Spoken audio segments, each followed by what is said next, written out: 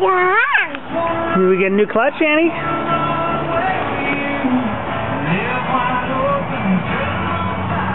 Tie rods that hold the plates together.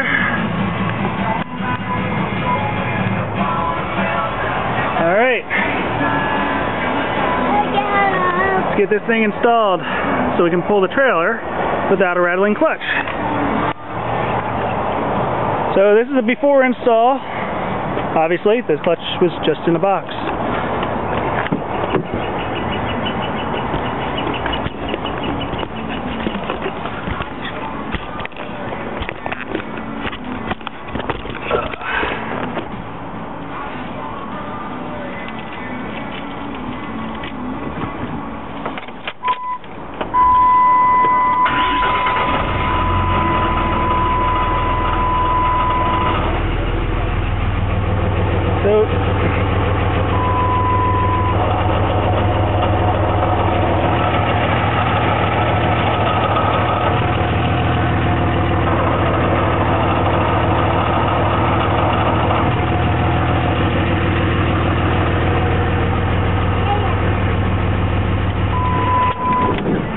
So that's the noise we're trying to repair, the rattling every time you push in the clutch. Okay, first step of clutch install is take the interior out so you can get access to the shifter. Mine's a little more difficult to install because I've got my air pressure gauge and all this stuff, and the switch and some controls and stuff in my front console here, so I can only move it so far. But other than that, all you gotta do is take your interior out. I think there was a total of 5 8mm screws holding it on. Little screws look like that down in there. Oh, let's show you those guys. Alright, so yep, then we get the boot off around the shifter. You're gonna have a few more of those 8mm around the boot, and then once the shifter off, you're gonna have 4 hex head, and I'll let you guys know what size that is when I get to it. Alright, one tip I forgot to mention about these 8mm bolts inside here. They're pretty simple to get out, but the thing I noticed, I've done 4 clutch installs in this truck alone, and there's this piece of the sound deadening and everything is connected over here from the factory. Take a razor blade, cut it, pull it out of the way. That makes everything a ton easier reaching all these bolts. You don't need that little piece there connecting it. Once you put everything back together, it folds right down into place, no big deal. But to get everything, get more access, just cut that thing, get it out of the way. And then now we're down to the point where we can pull up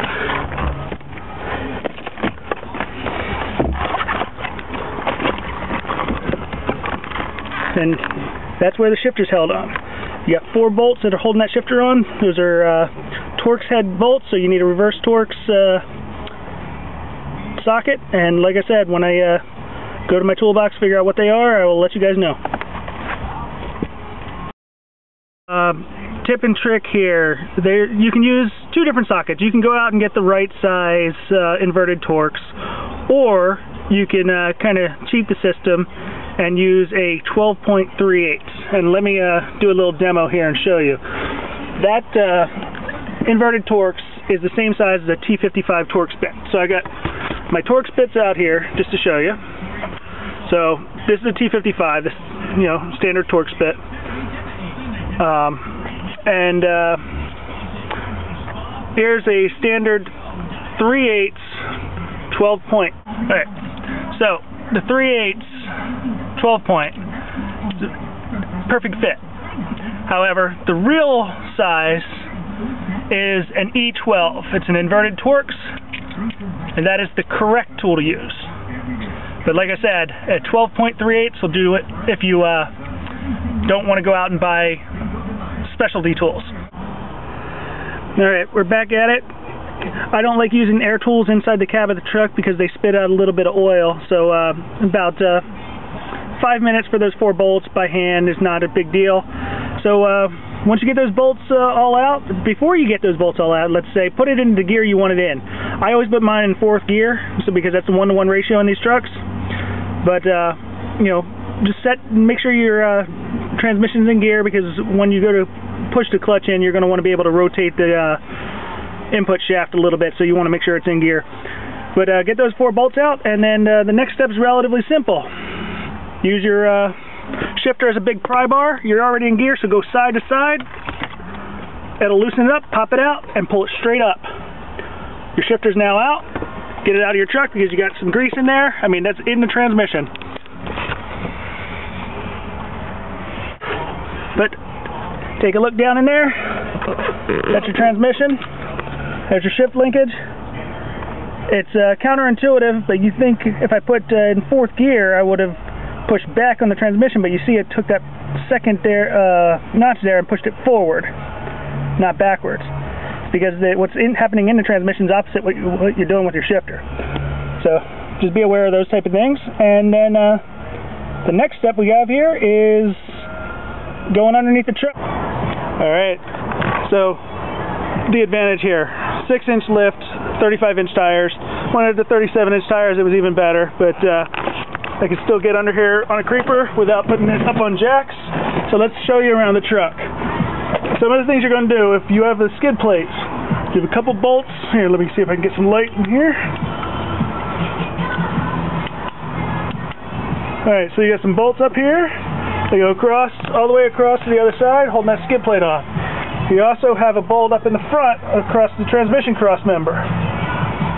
You have bolts on your transmission cross member that have to come off. The transmission cross member has to be dropped. I put these bolts in backwards because last time I did the clutch, I had to dent in my fuel filter, which I wasn't happy about, just to get the long bolts out. And so that's why this side, they're nosed out this way. This side, they got the nuts on the other side, just so I can get past that fuel filter. When we take this apart, we got to take the front drive shaft off. There's 4 bolts holding that drive shaft on there. Take the rear drive shaft off back there. Then you slide the slip yoke out. I found a couple different household things that are the same size as that slip yoke, including the top of a cap out of the laundry detergent bottle that my wife buys. Fits right in there so I don't get much fluid leaking out. So, first things we're going to do, pull this shield off. Pull the transmission crossmember bolts off the side. There's a couple bolts up under here that hold the transmission crossmember to the transmission mount.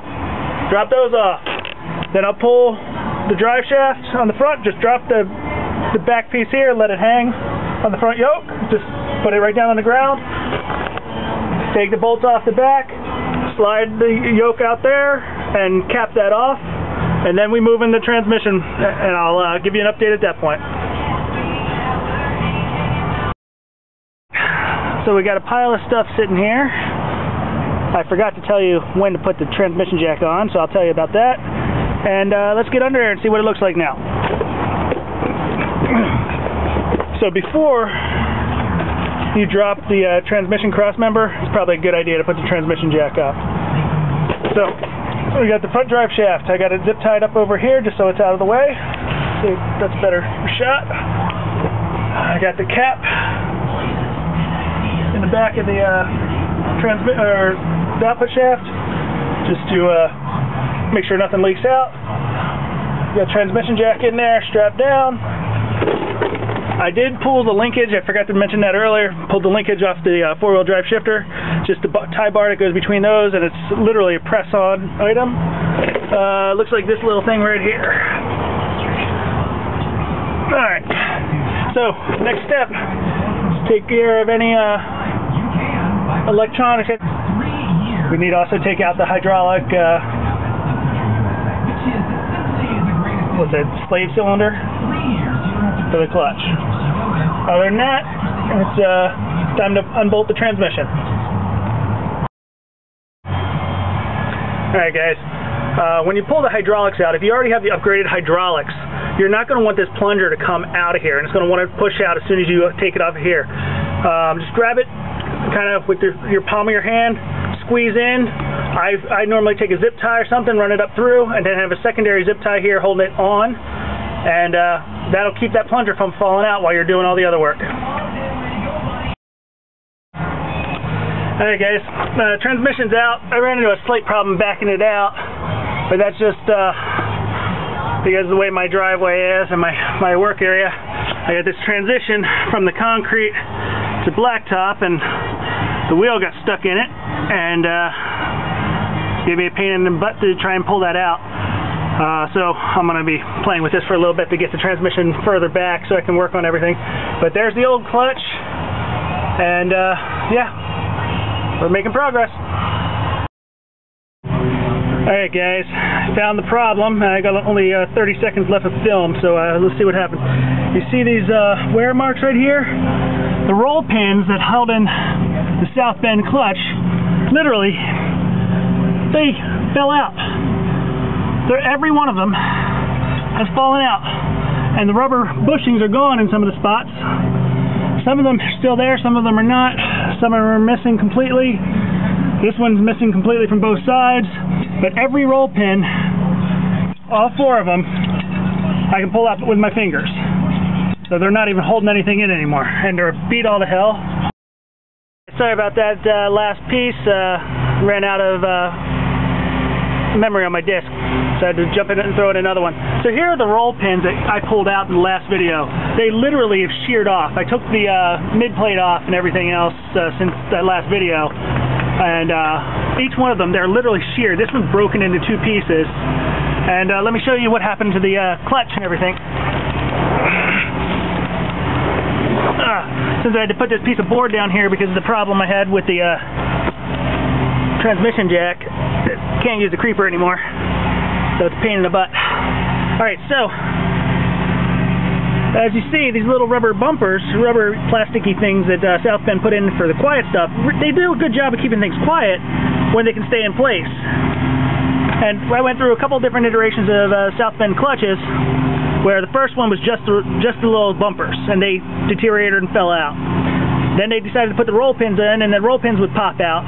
So this time they turned the roll pin, or they turned it, and re-drilled. Where's my light?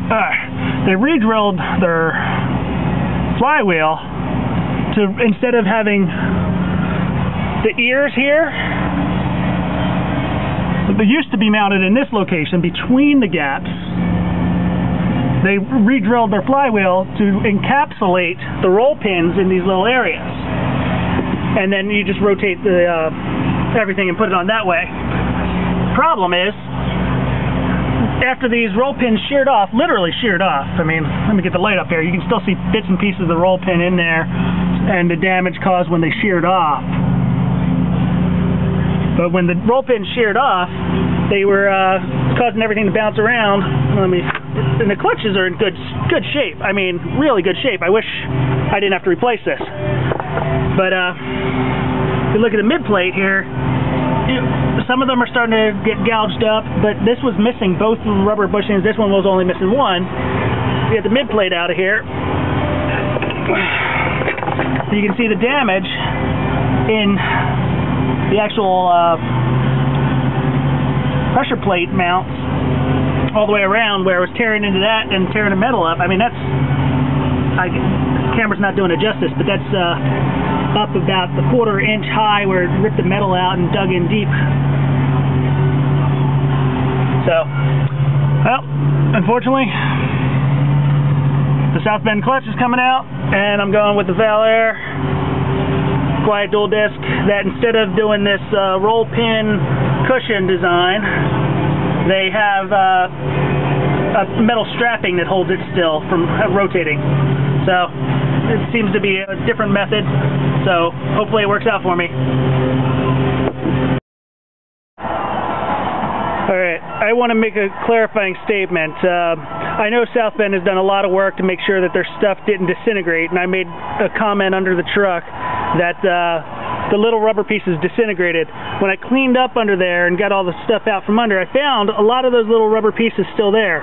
Now it looks like there's a shiny center to this, so it almost looks, the way these are made, the inner pin is a separate pressing than the outside, and they just come apart. So I see a bunch of different pieces that have come apart. when I was cleaning up underneath the truck, and there's probably more under there too. But they didn't disintegrate, they just came apart. You got a couple over here that are cracking and very loose and getting ready to come apart. But like I said, I don't wish Southbend any ill will, so I don't want to sit here and just say their stuff's crap. I mean, it's been working well. It got about 30,000 miles on the truck. It just couldn't handle towing the big boy. Alright, so I got to get this guy taken out of the box, but first I'm going to read the instructions and make sure I do what Dan and the guys at Valair want me to do first.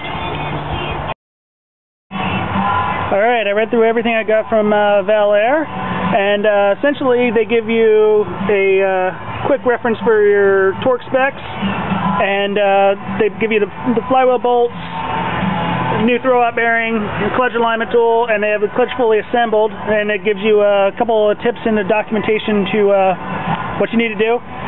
One thing you're going to need to buy on your own is a red Loctite, red thread locker, and other than that, it's time to take this guy apart, clean everything up. It's a good idea, and there's notes in there that clean all the parts before you put them on. And I'm going to break out the brake clean everything up, and take a couple pictures of that before I start putting it together. Alright, so one thing I noticed, I started taking the bolts off to take this out, and I'm not sure why I didn't see it before, but Valair, one additional thing that I really like about what their setup versus Southbend so far, just looking at it at this stage, is they actually use a stud here to help you align the pressure plate. And in the truck, that's going to be so much easier when you're going to install this. That is something that all clutch manufacturers should have done. Alright, so let me set this down and we'll unbox it.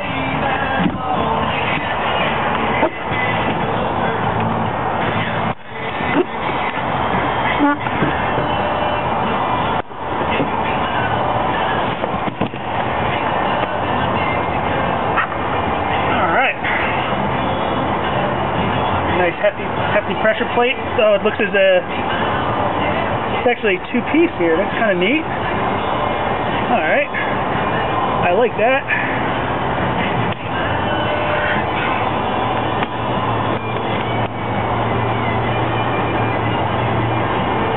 And I went with the organic clutches for towing.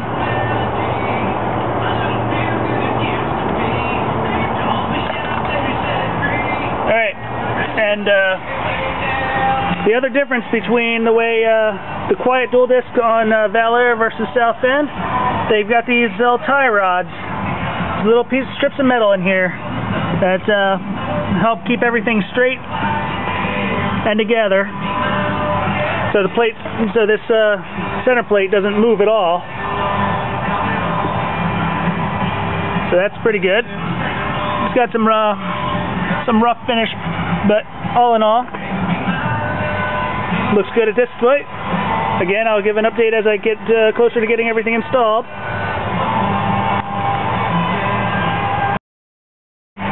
Okay, something interesting I found when taking it apart. I keep saying that, but this is all new to me for Valair.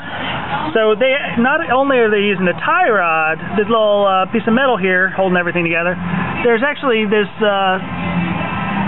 almost a custom-made bolt that goes all the way through and holds it to the flywheel. I mean, it's got some flex and movement there, but I think the tie rod gives it the suspension it needs to float a little bit, and this is more of a stabilizer. But I think that's much better than the roll pin design. It's acting kind of like the roll pin in the Southbend design, but this is an actual bolt that goes through.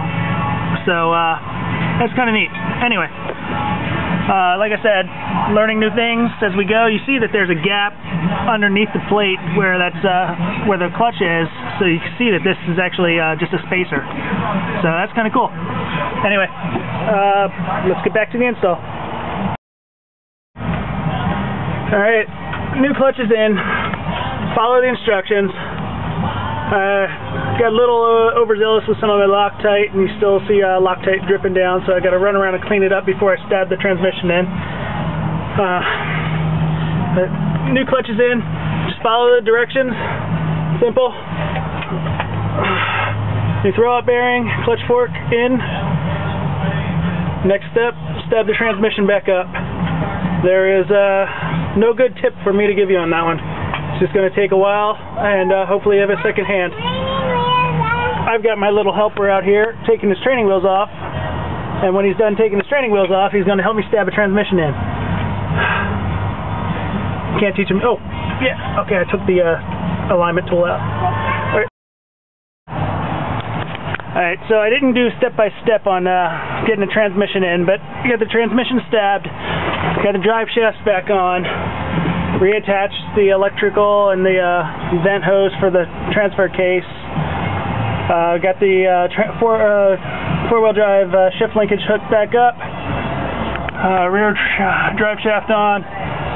Now, I was going to be done and just throw the brackets on and move up inside the truck, but I have this small problem where one of the holes I had to tap for a broken bolt at a previous point broke the bolt off in it again, so I have to fix that.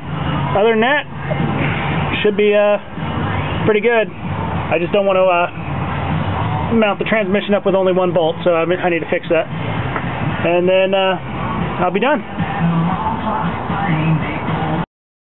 I had to fix the bolt that sheared off, and if you couldn't tell, I've had a couple bolts shear off. The stock ones were here. I debated on just drilling and tapping that, but at an earlier point didn't have the right drill bits, and that was like 4 years ago that those sheared off. And just like over here, I just tapped them with another 1/4 inch, just like the factory was.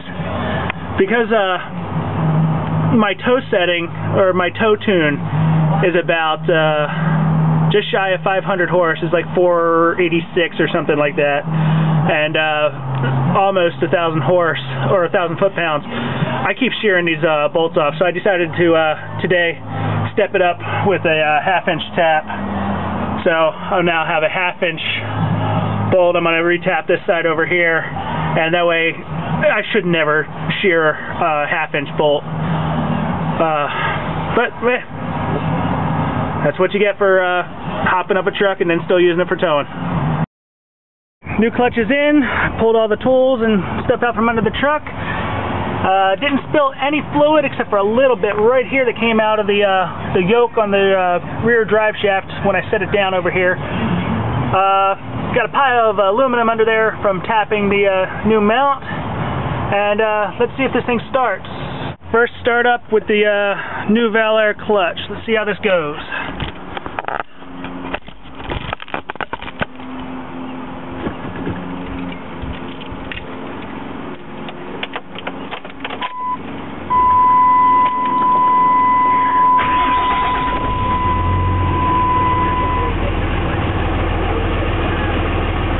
Well, it's already quiet. Well, as quiet as a diesel truck can be.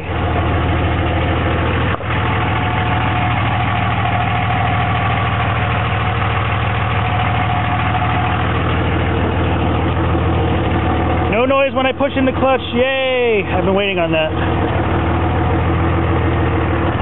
Wow, that sounds pretty good. It does have a little heavier clutch. I guess that's the heavier pressure plate in the Valair. But not too bad by hand. Unfortunately, I left all my tools out, so I'm not about to try and move it real quick, so we'll do a test drive later.